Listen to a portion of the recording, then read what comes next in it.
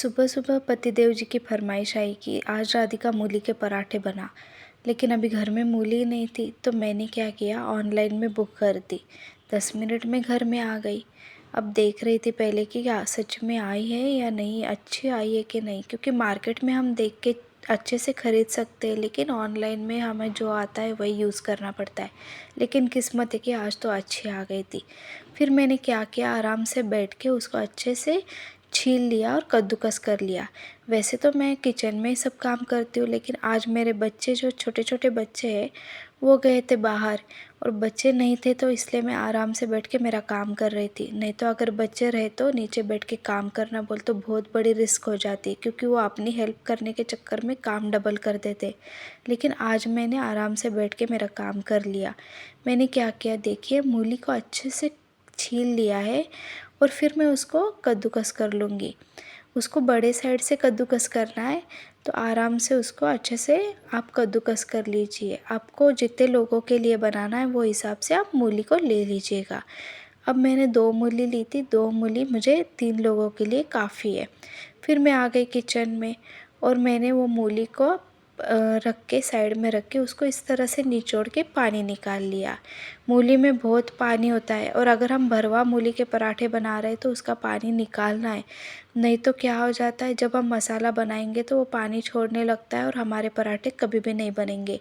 इसलिए इस तरह से उसको दबा के उसका पानी निकाल लीजिए। पानी होना तो आप आटे के लिए गूँथने के लिए यूज़ कर सकते हैं, लेकिन मैंने आज नहीं लिया है। फिर मैंने गैस पे कढ़ाई चढ़ा दी है और उसमें मैंने 2 चम्मच तेल डाल दिया है। अब आपको जितना पराठे का मसाला बनाना है वो हिसाब से आप तेल डाल दीजिएगा। इसमें राई जीरा कुछ भी डालने की ज़रूरत नहीं है। हम सीधा बेसन का आटा डालेंगे। फिर बेसन का आटा मैंने 5 से 6 चम्मच डाल दिया है। अगर आपके पास रोस्टेड बेसन हो तो आपको ये सब प्रोसेस करने की भी ज़रूरत नहीं है, लेकिन मेरे पास नहीं था तो मैंने क्या किया, तेल में उसको पहले अच्छे से सेक लिया है। बेसन जब सीखने लग जाएगा तो हमें क्या, उसकी अच्छी सी खुशबू आने लगेगी। तो आप देख सकते हैं कि बेसन का कलर थोड़ा सा चेंज होने लग गया है और उसकी खुशबू भी अच्छी आने लग गई है। अब हम इसमें थोड़े से मसाले डाल देंगे। आप इसमें हरी मिर्च भी डाल सकते हैं लेकिन मैंने आज इसमें लाल मिर्च पाउडर डाली है।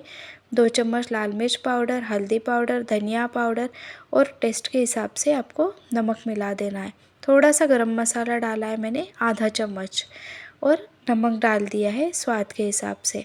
अब आपको इसको अच्छे से मिला लेना है बेसन में, क्योंकि फिर बाद में हम लास्ट में उसमें मूली ऐड करने वाले हैं। उसके पहले इसको अच्छे से सेक लीजिए, अच्छे से मिला लीजिए, तो बाद में हमारा मसाला भी अच्छे से बन जाएगा।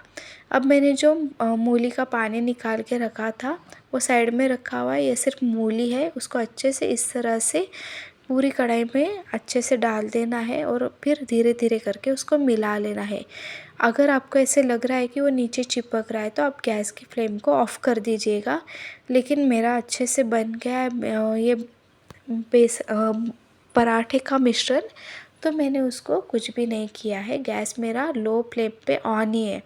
आप देख सकते हैं कि वो अब मिलाने के बाद इस तरह से दिख रहा है, लेकिन मुझे थोड़ा सा सूखा लगा, इसलिए मैंने उसमें थोड़ा सा पानी डाल दिया है। इस तरह से हाथों से छिड़क के और उसको अच्छे से मिला लिया है, क्योंकि हमें पराठे बनाने हैं तो वो थोड़ा सा गीला चाहिए। बहुत ज़्यादा सूखा रहेगा तो पराठे हमें बेलने के लिए थोड़ी सी मुश्किल हो सकती है। इसलिए मैंने उसको इस तरह से इस कंसिस्टेंसी में बना लिया है। अब ये जब तक ठंडा हो रहा है तब तक हम पराठे नहीं बना सकते, तो हम आटा लगा लेंगे। आटा हमें रेगुलर चपाती का आटा है वही वाला आटा लगाना है, इसमें और कुछ भी ऐड करने की ज़रूरत नहीं है। मैंने आटे में थोड़ा सा नमक डाल दिया है और अब थोड़ा थोड़ा पानी मिला के मैं उसका सॉफ्ट सा आटा लगा लूँगी। जैसे कि हम चपाती के लिए लगाते, मैंने वही कंसिस्टेंसी का उसका आटा लगा लिया है और आटे को थोड़ी देर के लिए ढक के रख दिया है। फिर मेरा ये मिश्रण जो है वो भी ठंडा हो गया था। मैंने उसमें हरा धनिया डाला है। हरा धनिया आप शुरू में भी डाल सकते थे या जब आपने मूली डाली थी तभी भी डाल सकते थे। मैं डालना भूल गई थी इसलिए मैंने अभी डाला है। इसका टेस्ट बहुत अच्छा आता है, और नहीं डाला तो भी चलेगा, ये ऑप्शनल है। अब आप इसको अच्छे से मिला लीजिए और इस तरह से हाथों से मसल के पूरा एक जैसा कर लीजिए। ये ठंडा हो गया है इसलिए आप इजीली उसको इस तरह से कर सकते हैं। अब मुझे जितनी साइज़ के जितने पराठे बनाने हैं मैं वो हिसाब से उसके बॉल्स बना ले रही हूँ। आप चाहिए तो बाद में जब पराठे बना रहे तभी का तभी भी बना सकते हैं। तो मैंने इस तरह से उसके धीरे धीरे बॉल्स बना लिए हैं। मुझे 3 लोगों के लिए पराठे बनाना है तो मैंने 5 पराठे बनाए। आप चाहिए तो 6 भी बना सकते हैं, छोटे-छोटे साइज़ के सेम पराठे। मैंने 5 पराठे बना लिए हैं। अब आप इस तरह से उसका बचा हुआ भी लेके उसको अच्छे से इस तरह से लड्डू बना लेंगे। लड्डू बनाने से क्या हो जाएगा, जब हम पराठे बेलेंगे तो फटाफट से हमारे पराठे बनाने के लिए ईज़ी हो जाएगा। इस तरह से लड्डू बना के रख दिए। आटा भी हमारा अच्छे से भीग गया है।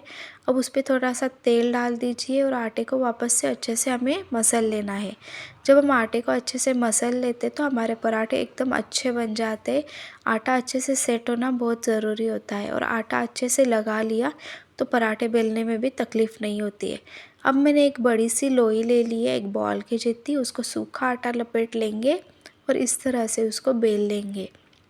जब हम इसको बेलेंगे तो थोड़ा सा ही बेलना है और इसमें बॉल रख के इस तरह से उसको क्लोज़ कर देना है। एक्स्ट्रा का आटा जो भी रहेगा वो निकाल लेना है। फिर इस तरह से उसको हाथों से धीरे धीरे धीरे करके फैला देना है, जैसे कि वो थोड़ा बड़ा होना चाहिए।